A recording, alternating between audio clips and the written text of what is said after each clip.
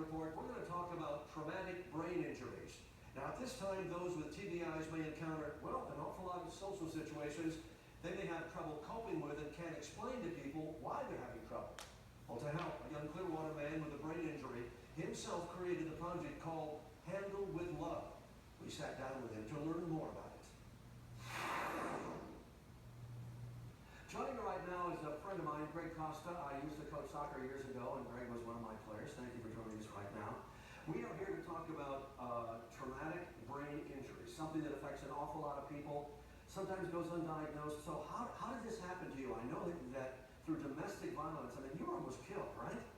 Yes, I was in a very abusive relationship, but at the time I did not know what that was, and chaos, and I'm a fixer, so I tried to always, kind of be there for somebody dealing with borderline personality disorder. And one night I was lunged down the flight of stairs, broke my back, dislocated my shoulder, and sprained my neck, cracked my head open, died, came back, and had a whole outer body experience, the whole thing.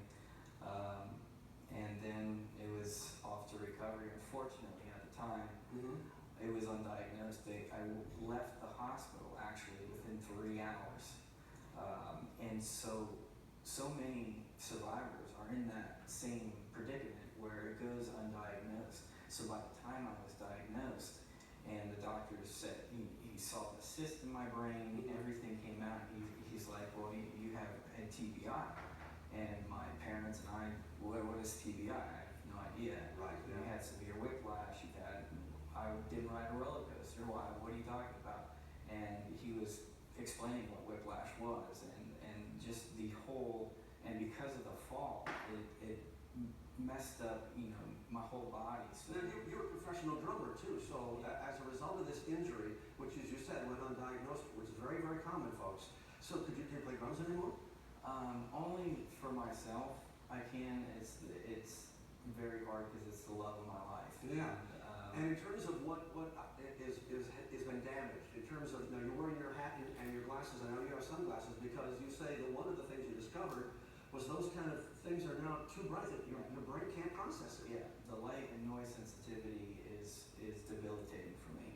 I can only last so long during the day, but I wear sunglasses and a fedora all the time. I tell, even if you don't have the light and noise sensitivity, which 99% of us do, our whole body is kind of like a charged battery, and throughout the day it just lessens and lessens and lessens.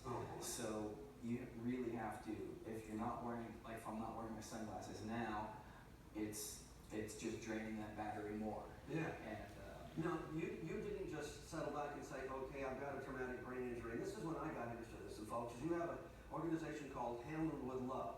Because what happens with TBI victims, I'll call them that, is that when they have, I look at you and I go, everything is absolutely normal. Yet, while I'm talking to you or somebody else, you could short circuit, and then we'd be going, well, what's wrong with him? Right. So you came up with an idea, and I'm going to hold this up right now. This is what's called a TBI, a traumatic brain injury, kind of a card that you can carry with you. It says Handle with Love. Because you might get into a situation where you have a brain injury and something goes wrong, and nobody knows it. So they treat you differently. They may think that you're a criminal. They may think that you're drunk, because that's what kind of happens to you at times, doesn't it? right, there was one time where I was at a restaurant, it was 5 o'clock, last year actually, Christmas, and I just had a long day, and I was starting to slur and stutter my speech, and they thought I was drunk, and they refused to serve us. And so we all had to leave. So besides having this organization Handle with Love, you also go around and talk to people, because as far as TBIs are concerned, you're kind of an exception because you've survived, but you can talk in front of people, where a lot of times when people have TBIs, they either can't talk, or they have slurred speech, or they're just afraid they can't do it. Yeah, I'm very, very blessed in that way. God sent me a very, trial and tribulation type moment, and, it's by His will that I'm here. Well, you have a purpose in your life. I mean, that's the big deal. Now, you've talked to the different sheriff's departments, haven't you? Yes. And because we had a situation where somebody was shot and killed. We had a video that showed on our air and all over the nation, where it was an African American going back to his car, and you could hear his wife saying on the phone, now don't do anything, he's had a brain injury, leave him alone, he's had a brain injury. And what happened is he reached in, maybe he wasn't reaching for a gun, but reaching for something, and they shot and killed him. Right. You know, had he had something like this, where, you know, at least there would have been the pause. And tell me about the situation where one of the lectures that a kid actually reached out.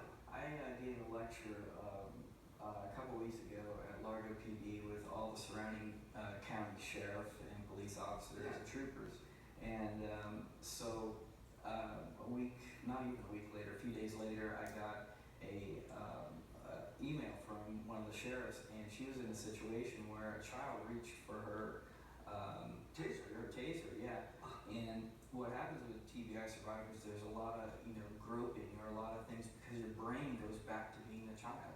Yeah. And that situation, she said, would have been vastly different if she didn't hear about traumatic brain injury. Well, and I have interviewed other vets who have had TBI because we think of it with the war in Afghanistan, particularly because of the violent shaking that goes on, and when an improvised explosive device goes off, you go, well, he wasn't burned or anything, but the volume and what it can do to your head. So you've got this, the organization, you've got these cards that you're passing out right now.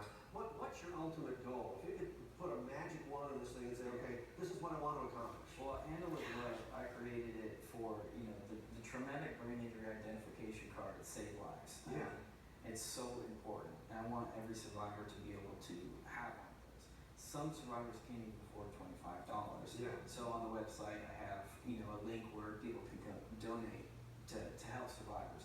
The financial obligation is so hard because it's ongoing. You think you're after the bruises and things go away and heal outside, it doesn't end. Things come out like we chatted earlier about, you know, last week I was at a wedding and things just escalated, put me into a panic attack, and I'm not used to having a panic attack. Yeah. So and you have to learn how to live what's called the new normal. correct. Yeah. But do you even know what the new normal can be because your brain doesn't think the way it used to? It changes. I can taste something today and then next week taste it and completely hate it. And that's what's so hard. So my goal with Handle with Love is, you know, to create awareness, but to give a purpose back to survivors, because survivors become suicidal. I mean, that's just 100% goes through our brains many times because of the abandonment of family and friends. Again, that financial obligation breaks families up. My own parents almost divorced over it. Yeah. And that's common. And it's sad because the rest of your life you deal with this thing that you can't control. Do you think medicine understands it enough? Because I know you did some work at Vanderbilt University. They help you out with, but there's only so far the medicine goes. Yeah, we know as much about the brain as we do the ocean. Period.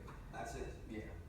And we are learning every day different things. My goal with Handle with Love is first to give awareness and these cards, but I wanted to start a company that gave purpose back to survivors. So I want to employ survivors to help make these cards, to sell shirts and help them financially with what they need. Just a purpose in life is big. Yeah. Your website is gregcosta.net, is that right?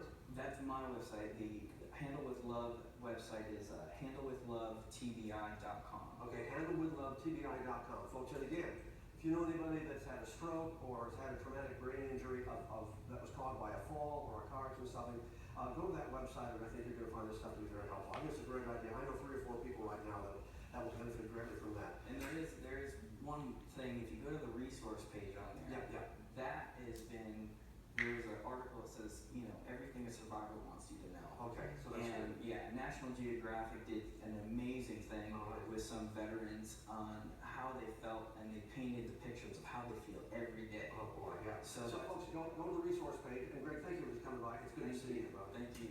You're good. I love you.